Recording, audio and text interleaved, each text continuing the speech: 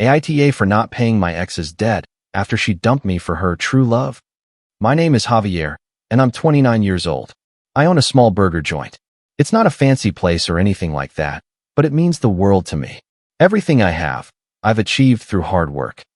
I started by working in other people's kitchens, putting in long hours and saving every dollar I could. After many years of sacrifice, I managed to open my own business. Over time, the restaurant began to grow. More and more customers came, and some became regulars. Little by little, I became well known in the area. I can say that today, I make a living from something I truly enjoy. Thanks to my work, I was able to buy a car and my own house. It's not a mansion or anything impressive, but it's a comfortable 2-bedroom bungalow, and it's enough for me.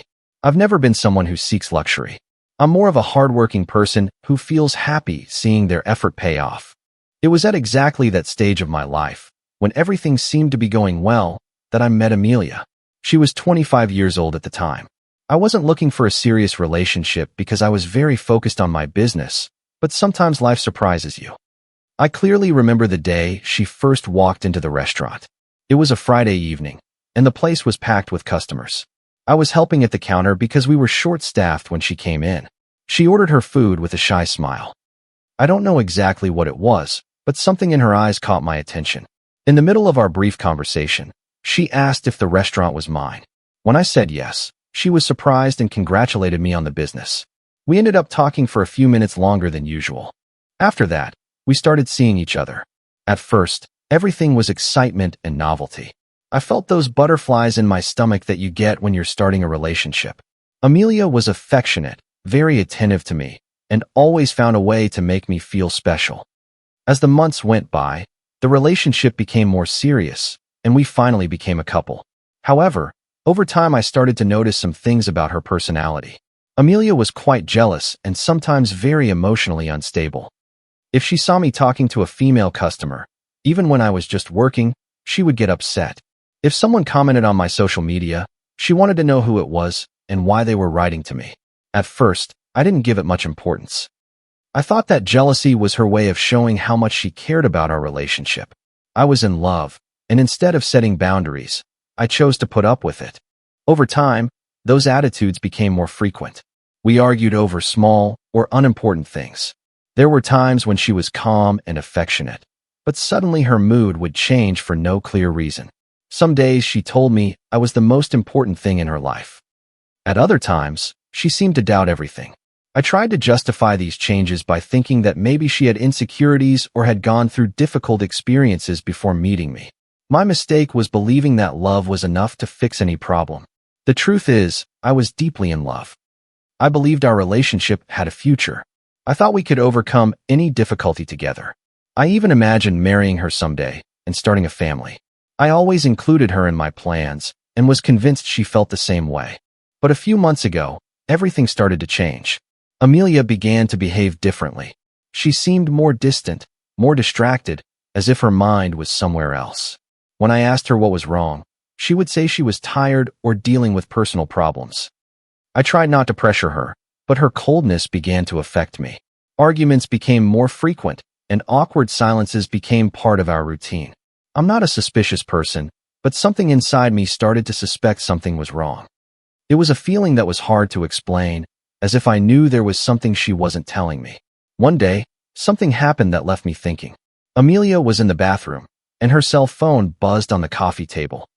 I never check anyone's phone, but the screen lit up and a notification popped up from an unsaved number. The message said, "See you tomorrow. I can't stop thinking about you." I felt a punch to my stomach. My first reaction was to think it was maybe a mistake or a joke from a friend, but deep down, I had the feeling it wasn't. At that moment, I decided not to say anything. The next day, I woke up early and made a decision I'm not proud of, but I needed to know the truth. I decided to follow her. She told me she was going to visit a friend from her old job, but instead of going there, I saw her pull into the parking lot of a coffee shop. I parked my car at a distance and watched from afar. A few minutes later, a man arrived. At first, I didn't recognize him, but then I remembered Amelia had told me about her ex, Dylan. They greeted each other with an embrace that lasted a little too long and started talking as if they were a couple. At that moment, I felt everything crumbling inside me. I still wanted to believe I was wrong, but what I was seeing right in front of me confirmed my worst fear. Amelia was cheating on me. I didn't approach them or make a scene. I just stared in silence with a mix of anger, sadness, and disappointment. After a few minutes, I drove away. I didn't have the strength to stay or confront her at that moment. That same night, when she returned to my house, I decided to talk to her. I sat across from Amelia and told her directly that I knew what was going on. At first, she denied it, but when she saw I was certain, she lowered her gaze. What she said next destroyed me even more.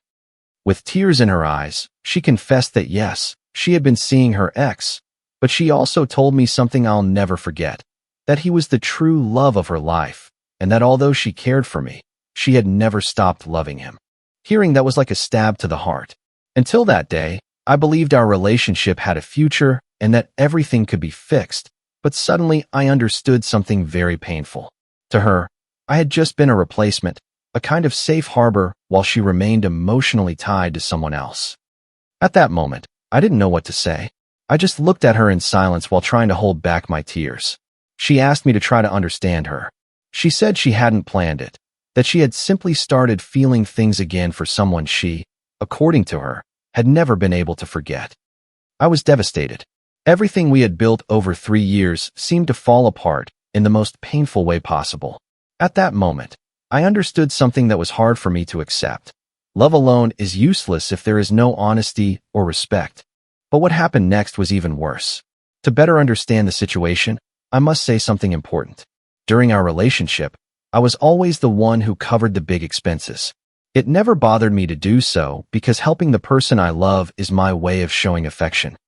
The problem is that over time, Amelia got used to depending on me for almost everything. I paid for our rent, utilities, groceries, the weekend getaways we took from time to time, and even debts she had before meeting me. Among those debts was the loan for the car she drove. When we started dating, she told me she had bought a used Honda Civic with a car loan, but was having trouble making the monthly payments. At that time, my restaurant was already doing quite well, so I thought I could give her a hand without a problem. So, I started paying the monthly car note myself. In my head, it was simply a gesture of support toward my partner, something natural when you love someone. I never imagined that later on, that would end up being used against me. A few weeks after we broke up, I was at the restaurant reviewing the business accounts when my cell phone started ringing. It was Amelia. For a moment, I hesitated to answer. I thought maybe she wanted to arrange a time to pick up the rest of her things. I finally answered. "Hello, Javier," she said in a completely normal tone, as if nothing had happened. "What do you want, Amelia?" I replied, not wanting to drag out the conversation. "I was just calling to remind you that I got a notice that you haven't paid the car note yet. You should do it soon, because otherwise, they'll start adding late fees." I stayed silent for a few seconds, unable to believe what I was hearing. "Are you joking?" I finally said, letting out a nervous laugh. "No, I'm serious. You know you always took care of that payment." At that moment, I felt my blood boil. "Listen to me closely, Amelia," I told her. "You and I are done. You lied to me, you cheated on me, and on top of that, you had the nerve to tell me your ex is the love of your life. I have no reason to keep paying your debts. That car is yours, not mine. Figure it out on your own." After that, there was an awkward silence. I hung up. I thought everything would end there, but I was very wrong. In the following days, she started calling and texting me nonstop. She said I had to be a man and couldn't just walk away from a responsibility I had already taken on. I blocked her number, but she always found another way to contact me, even using different apps and spoofed numbers. I tried to ignore her as much as possible, but the situation got worse when someone else showed up. Her ex, that same guy she had cheated on me with. One day I saw a call from an unknown number. I didn't answer at first, but he insisted so many times that I finally decided to pick up to end the matter. "Javier," a male voice said. "Yes. Who is this?" "I'm Dylan, Amelia's partner." I couldn't believe what I was hearing. This guy, who, as Amelia had told me, still lived with his parents and had never held a steady job, now had the nerve to call me. "And what do you want?" I asked him. "Look, I'm not looking for trouble," he said in a tone that sounded mocking. "I just want you to understand that it's only fair that you keep helping Amelia. She gave you 3 years of her life.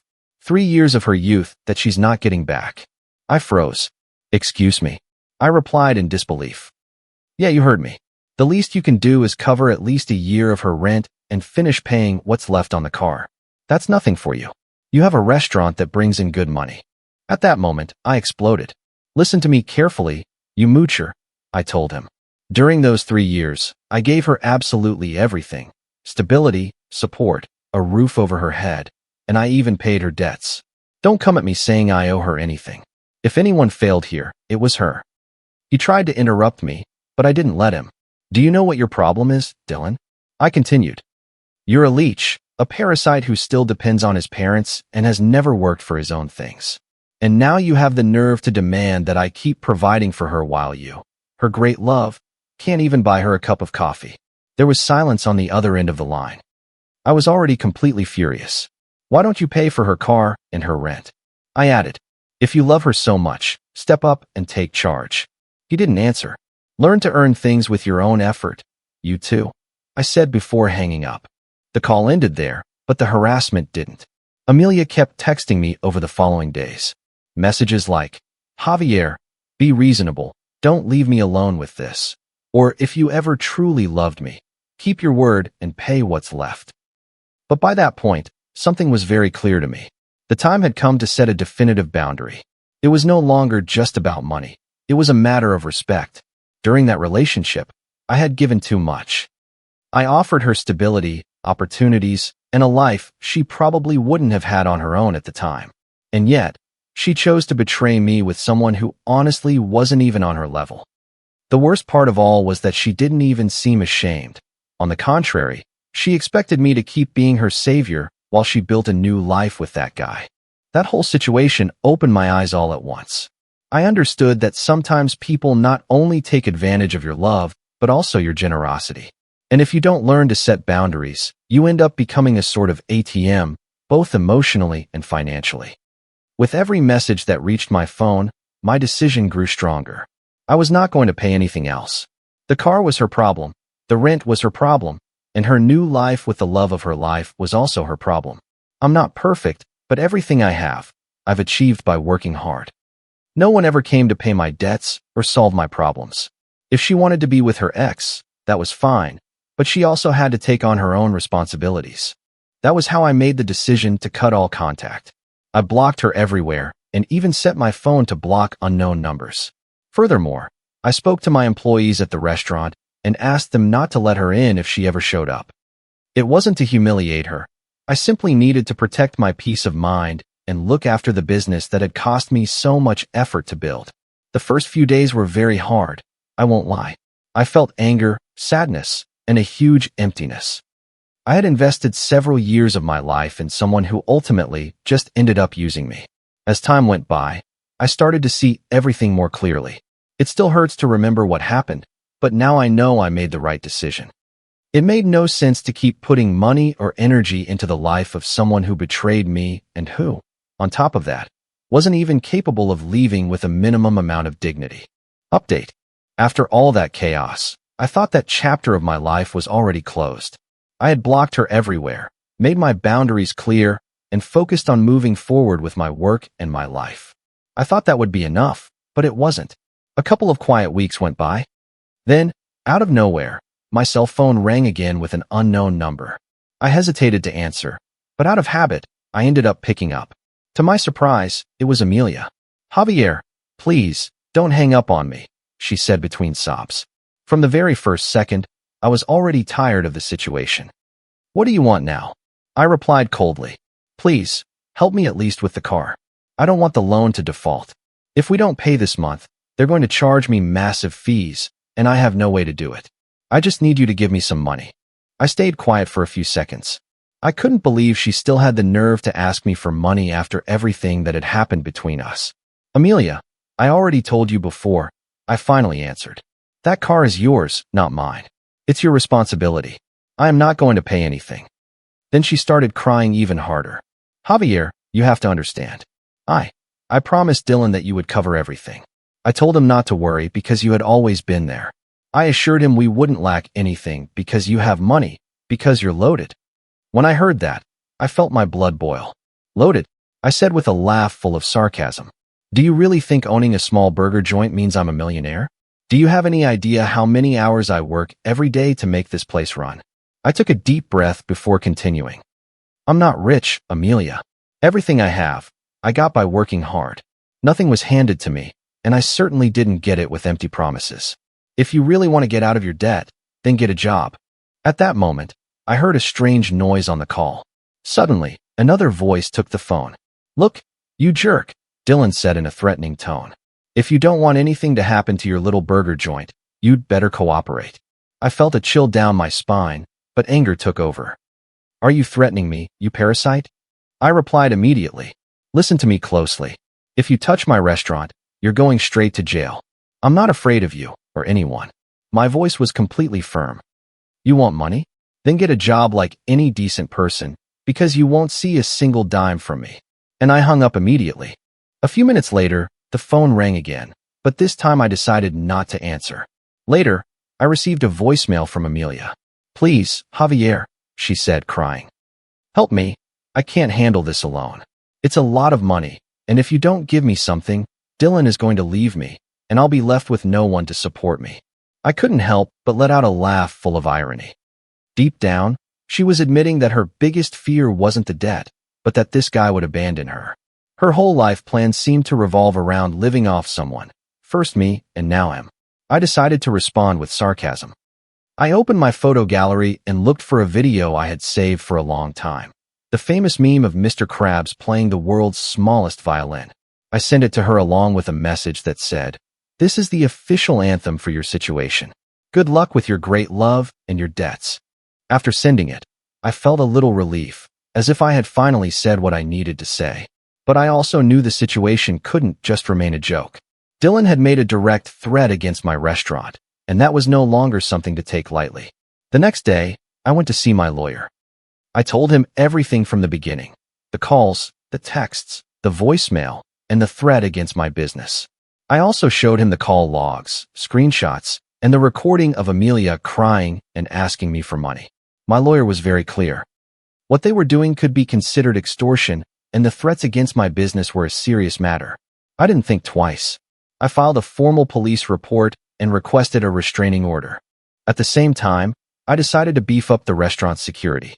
I hired a private security service for patrols, installed additional high-definition cameras, and reinforced the entrances. I also spoke with my employees to explain what was happening and asked them to stay alert. I didn't want to take any risks, neither for myself nor for the people who work with me. The irony of it all is that while I was doing everything possible to protect the business that cost me so much to build, they were probably still thinking about how to get money out of me.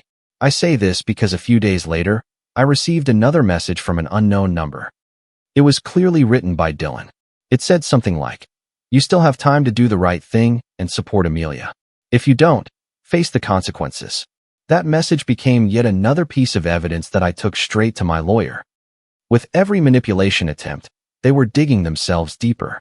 On a personal level, I won't deny that all this affected me. It's not easy to accept that the person you trusted was capable not only of betraying you, but also of trying to take advantage of you even after ending the relationship. What shocked me the most wasn't the infidelity itself, although obviously that hurts. What really left me thinking was that mentality of dependency, that absurd idea that someone deserves to have another person pay their debts just because they were together for a while. Dylan's behavior, on the other hand, only confirmed what I already suspected: a man with no ambition, no job, and no dignity, willing to live off anyone. I felt anger, yes, but also a bit of pity, because honestly, I don't understand how someone can feel comfortable asking another man for money to support his own partner. To me, that's the lowest level of mediocrity. Today, I can say I'm not afraid. I'm legally protected, and I also tightened the restaurant's security. If they try anything, they will have to face the consequences. But beyond all that, I feel stronger than before. This experience taught me something very important. Setting boundaries isn't selfishness, it's self-respect.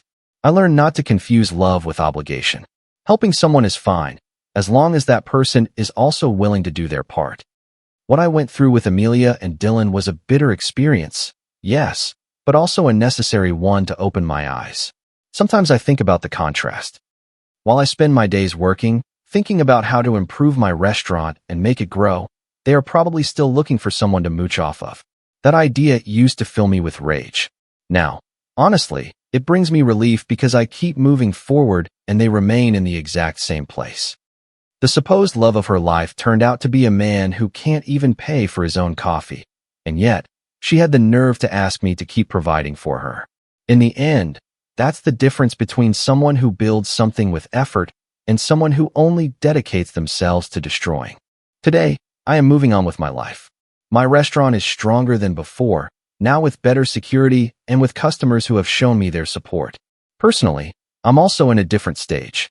I'm learning to enjoy being single and my independence. I don't know much about Amelia and Dylan. They might still be together or they might not be anymore. But there is one thing I'm absolutely sure of. They will never receive a single dime from me again.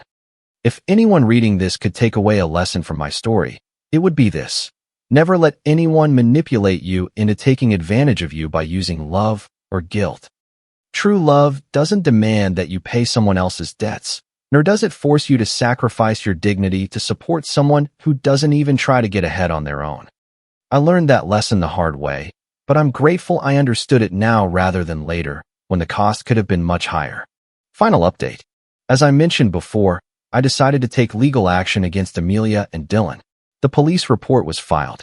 I increased security at the restaurant and tried to go on with my life as normally as possible. Still, there was always that slight unease. I didn't know if Dylan would actually carry out the threats he had made. The answer arrived on a night I will never forget. It was Thursday, past midnight. The restaurant was already closed, but as always, a security guard from the service I hired was making his rounds. I was at home resting after a long day of work when suddenly my cell phone started ringing. It was the security guard. He sounded urgent, his voice sharp. "Mr. Javier, we just apprehended a man who was trying to spray paint the walls of the restaurant." I jumped out of bed immediately. "What? Are you sure?" I asked in disbelief. "Yes, sir. I saw him with my own eyes. He was about to vandalize the whole facade when I caught him. I yelled at him to stop, and he ran. I called the police right away, and they arrived in minutes. They chased him for several blocks until they got him. I took a deep breath before asking the question to which I already guessed the answer. "Who was it?" "Some guy named Dylan," he replied. I stayed silent for a few seconds. I felt a strange mix of anger, relief, and even a certain ironic satisfaction. The man who had spent weeks making threats finally tried to carry them out with a simple can of spray paint. I hung up the phone, got dressed quickly, and headed to the restaurant. When I arrived, the patrol car was still parked in front of the building. I approached the officers and confirmed what had happened. Dylan had been caught practically red-handed. He tried to run away when the guard confronted him, but he didn't manage to get very far. The police caught up to him on a nearby street, completely agitated and out of control. The security guard told me that while he was yelling at him, Dylan was shouting nonsense like, "This place is worthless. If he doesn't pay me, I'm going to ruin his business."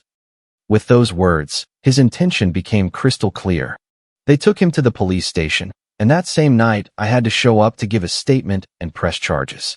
The extortion case already existed with all the calls and messages I had saved, and now the attempted criminal mischief was added to it.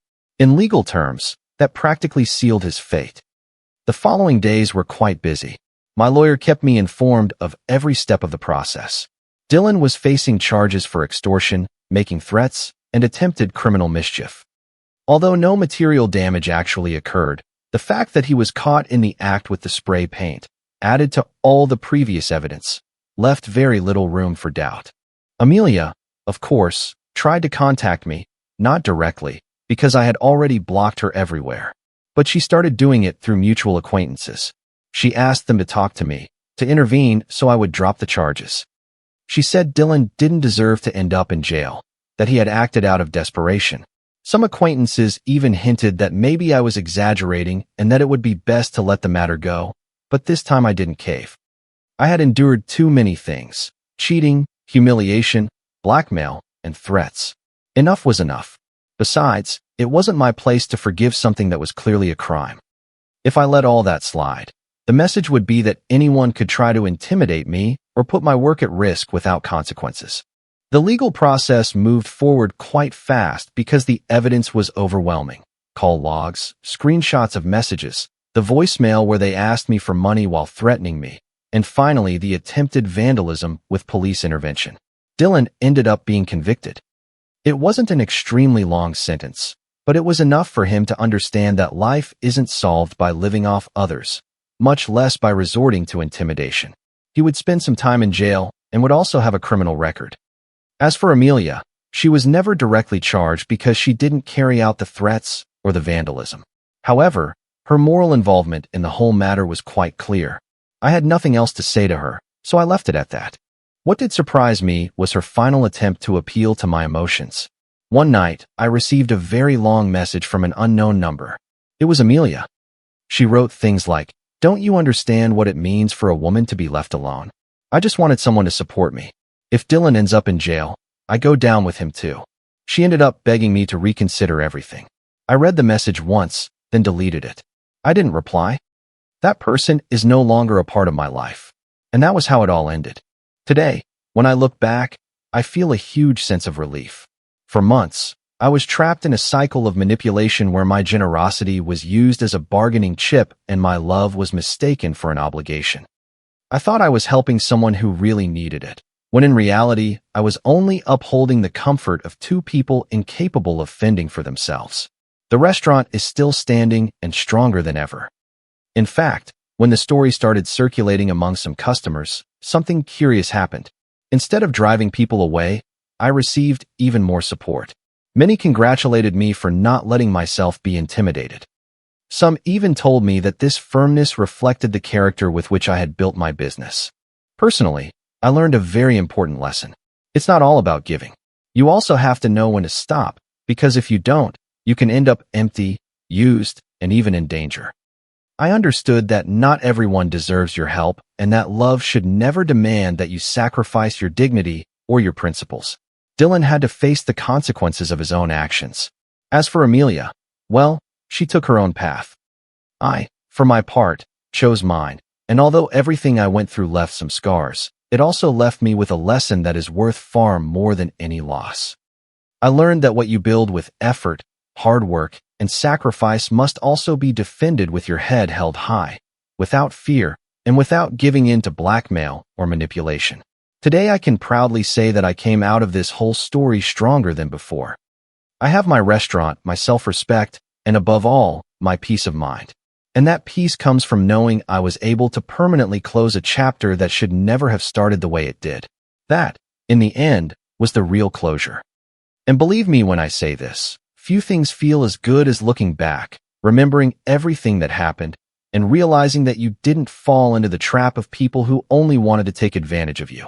Comment. I hope this story serves as a reminder of how crucial self-respect is in any relationship. Setting boundaries is not an act of cruelty. It is an act of self-preservation. You have every right to protect the peace you have worked so hard to build. True kindness should never come at the cost of your own well-being. We can support people we care about, but we cannot carry their responsibilities for them. At the end of the day, we are each accountable for our own lives and the choices we make. Learning when to walk away is one of the most powerful forms of self-care. True healing begins when you reinvest that energy into yourself and your own dreams.